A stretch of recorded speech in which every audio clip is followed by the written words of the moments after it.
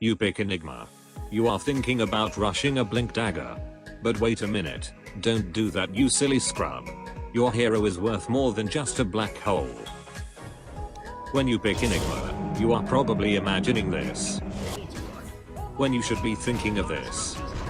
Now let's go to the jungle and get started on that Midas.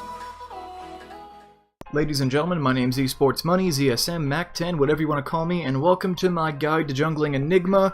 I believe this is patch 7.06F, unless something has changed in the last few hours. And prepare yourself for memes, because I do not do a very good job of jungling this hero in this video. It's not horrible, but it's not quite good. So this is a very good example of do as I say and not as I do. Don't miss your stacks, conserve your mana, stack your clarities appropriately, etc, etc. So first thing that I'm going to do is I'm going to rush over to the mid lane after grabbing the bounty rune in this guide.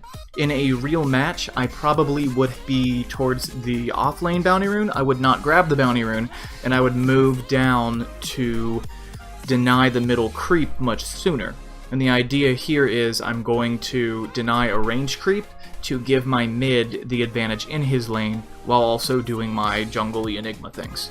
As soon as I use my W, summoning my Nickelodeons the first time, Idolodians, I will use my clarity because it takes a significant amount of mana away from me.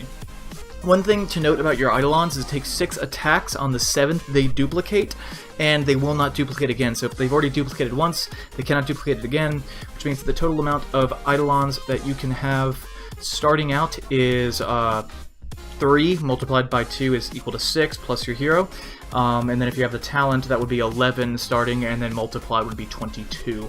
So real quick, let's talk about itemization and how I view the hero philosophically. So this is a hero that gets that you want a lot of experience on, and you want a lot of money on.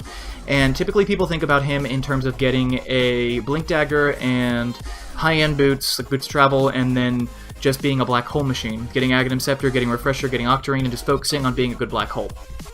That's not what the hero is about. The reason that the hero is good, and the reason that the hero was picked in the competitive scene for so long, like TI2 era, was because of the fact that the hero is extremely good at destroying towers. Ooh, that was pretty bad. It was extremely good at destroying towers when you used if you had level 7 and you had your maxed Eidolons, and you had your Death Pulse, so you could destroy trees, you know whether ganks are coming or not. And then you also have Malefice, so you can stun people, you can cancel TPs, and you can discourage people from chasing after you. So the hero is very, very good at pushing, and then the hero also offers teamfight. So when we think about Lycan lets us fight with our right clicks, and Lycan lets us push, but Lycan doesn't let us hard carry, and Lycan doesn't really let us teamfight. Enigma still can't hard carry, but Enigma can push, and Enigma can teamfight, and Enigma can farm just like a Lycan can. However, he cannot really deal out that right-click damage. So in terms of itemization, I'm going to rush a Midas, and then I'm going to Midas the largest creeps I can to try to get to level 15 as fast as possible. At level 15, you have 2 choices, plus 120 gold per minute or 15% cooldown reduction. I am a greed ball, and the cooldown reduction is more for Malefice and more for Black Hole than anything else. It's not as big on Demonic Conversion because it only cuts the cooldown from 35 seconds to 29.75, and the duration is 35 seconds anyway, so it's not that great. And with the gold per minute, you could potentially put it towards something like a Octarine Core or an Aghanim Scepter. Octarine Core, of course, reducing the cooldown anyway. In fact, the Octarine Core reduces the cooldown 25% instead of the 15 that this does, so it's actually better than the talent, assuming that the game goes on long enough. Enigma is treated as a core. So I prefer the gold per minute. Regardless, your level 15 talent is your most important talent, regardless of which one you choose. So that's why I like to get a Midas and focus the big creeps to get to level 15 as fast as possible. At level 20, you have a choice between 300 health and plus 1 Malefice instant. If you're dying a lot, get 300 health. If you're not, get the Malefice instant. Level 25, if you're against magic damage, go for the plus 8 Eidolons. So normally you start with 3, this will make you start with 11. This turns you into a monster pusher. This actually makes you way more relevant in the late game as something other than just a walking ultimate.